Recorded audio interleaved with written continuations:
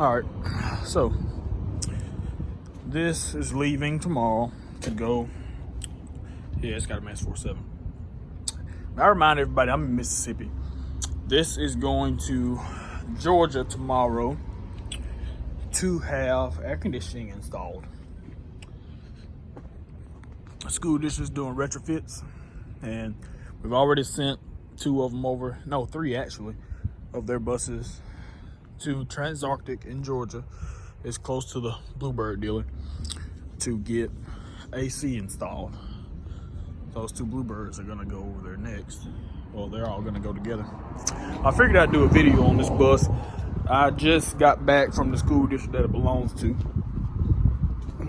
We had to go get them, and they're gonna, our retirees, sorry if y'all can't hear, this wind is horrid.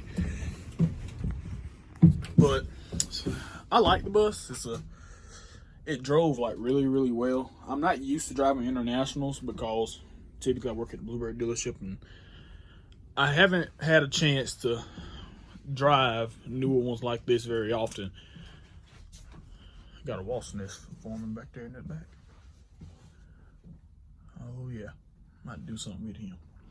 I'm trying to see if I can talk my boss man into letting me take a day off of work just so I can go with the retirees to take these, and I can drive this one. So I'm gonna do a quick little tour here. I'm gonna open up the hood, let you guys see. Like I said, sorry about the wind if you can't hear me. The wind has been horrid around here lately, especially with all the bad round of storms that we've had.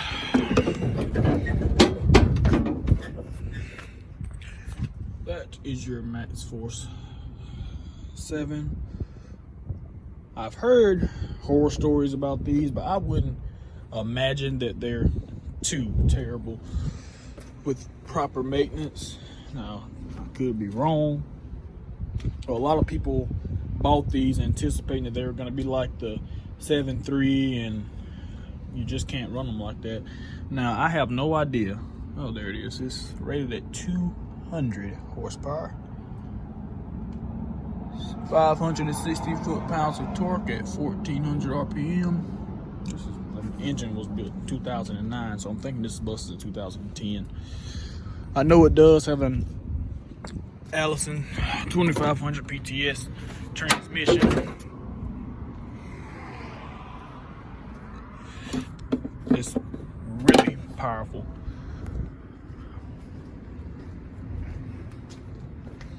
Last time I drove one of these is when another school district up north wanted us to retrofit some of their buses with safety vision cameras. So electric door. And I got to drive one of them back to the school district, and I really enjoyed that. I'm gonna go ahead and do a start up here.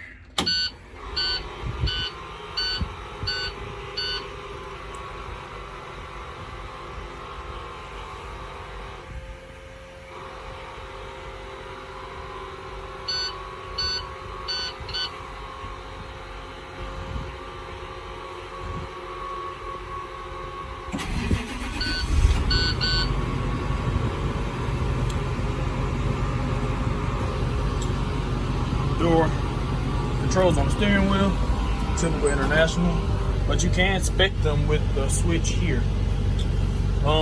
This bus isn't all that equipped. It's got, fan. It's soon to have AC, driver heat, defroster. You got the rear heater back there in the back, which back when I worked at Wayne County, none of ours had rear heaters, and they were very cold in the summer. In the winter. Got a booster pump, strobe light, dome lights, crossing gate cancel, master switch for your flashers, and you got your start here. You get it in the instrument panel, open the door, got red in the instrument panel. I like the fact that International tied theirs in here. Got a big truck passing by. Go ahead and do a door close here.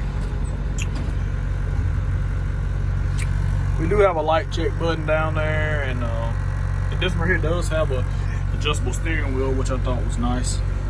Electronic parking brake, foot on brake.